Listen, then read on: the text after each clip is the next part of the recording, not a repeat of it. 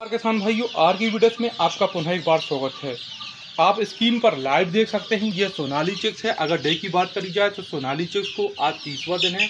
अगर motility ratio की बात करी जाए तो सोनाली चिक्स में 30वें दिन सिर्फ 4 चिक्स की मोटिलिटी हुई है। अगर देखा जाए तो यह मोटिलिटी ना के बराबर है।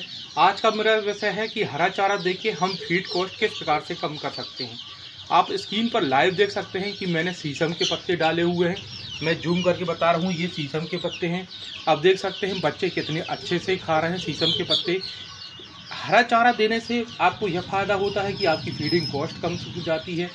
अब आपके मन में यह सवाल उठ रहा होगा कौन कौन से हरा चारा दे सकते हैं। जैसे बरसीम हुई, शीशम के पत्ते हुए, मुनगा के पत्ते हुए। तो अगर एंटीबायोटिक के रूप में हुआ तो तुलसी के पत्ते हैं, नीम के पत्ते हैं। इन पत्तों को देके, जैसे अगर आपकी मुर्गियों के पेट में कीड़े हैं तो आप नीम के पत्ते दे सकते हैं।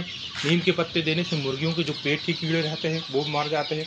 या फिर आप एल्बो मार भी दे सकते हैं। अब बरसीम है, बरसीम भी दे सके आप।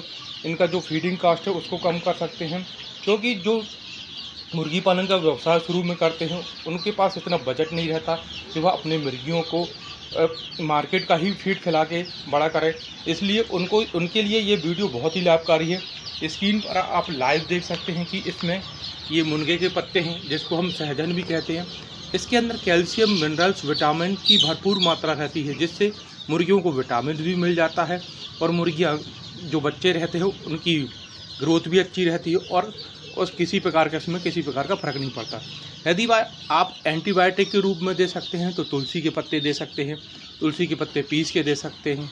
लहसुन है, लहसुन अगर आपके इधर लगा है तो लहसुन दे सकते हैं आप उसको। अगर हल्दी के पत्ते लगे हैं तो हल्दी दे सकते हैं। यदि केले के पत्ते लगे हैं तो केले के पत्ते भी आप दे सकते हैं। इस प्रकार से आप इन पत्तों और हरी सब्जियों, या अगर आपके इधर उनको मार्केट लगा हरी सब्जियां लगी हैं तो आप मेथी की सब्जी और पालक की सब्जी, इस प्रकार की सब्जी दे के भी अपना कॉस्ट, जो फीडिंग कॉस्ट है, कम कर सकते हैं। हरा चारा भी दे सकते हैं। स्क्रीन पर आप देख सकते हैं कि बच्चे कितनी अच्छे से फीडिंग कर रहे हैं। ये फीड देने से इनके अंदर का जो स्ट्रेस रहता है, जो तनाव रहता है, वह भी ख़त्म हो जाता है। जो बच्चे एक दूसरे को टोंसते हैं, खरोंचते हैं, एक दूसरे को घायल करते हैं, हरा चारा देने से इनके अंदर जो तनाव रहता है नहीं, वो तनाव भी ख़त्म हो जाता है। क्योंकि यह टोंच के पत्ते लौचते हैं, जिससे कि अंदर जो इनके मन में जो स्ट्रेस उत्पन्न होता है, एक दूसरे के प्रति चिड़चिड़ापन रहता है, वह चिड़चिड़ापन भी ख़त्म हो जाता है। आप देख सकते हैं कि जितने बच्चे हैं काफ़ी अच्छे से ये मुनगे के पत्ते खा रहे हैं, ये शीशम के पत्ते खा रहे हैं।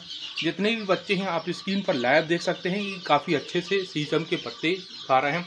इससे जो आपकी फीडिंग कास्ट है तो फीडिंग कास्ट भी लो हो जाएगी, क्योंकि वर्तमान में देखा जाए मक्का, सोया, इसका रेट काफ़ी हाई चल रहा है, जिसके कारण कि जो लघु किसान भाई हैं 100, 200, 300, 400 बच्चे पालते हैं, उनको फीड पर ही डिपेंड रहने के अगर देते हैं तो बहुत ज़्यादा उनको नुकसानदायक रहता है।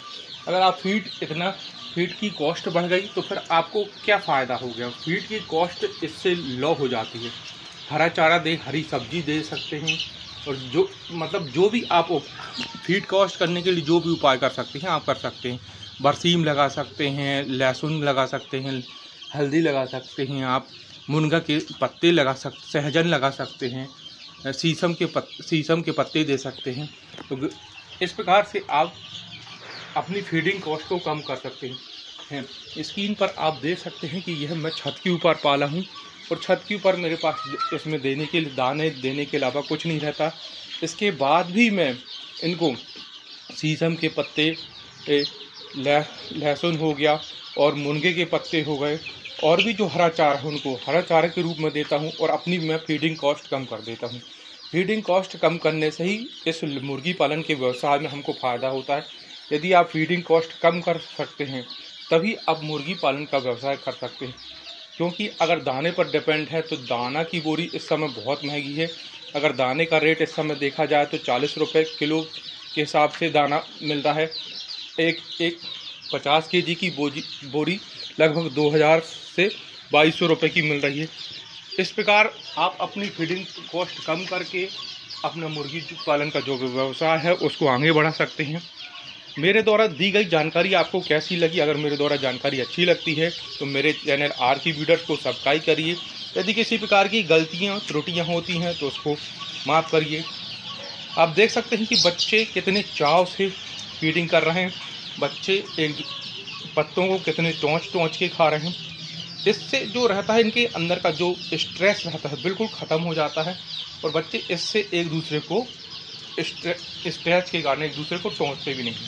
इस प्रकार से बच्चों का स्ट्रेस भी दूर हो जाता है, जो फीडिंग कास्ट है वह भी कम हो जाती है। हमको दोनों रूप से फ़ायदा होता है। यदि बच्चों में किसी प्रकार की अगर कुछ हल्की बहुत बीमारी आती है तो आप पानी में तुलसी के पत्ते पीस के दे सकते हैं।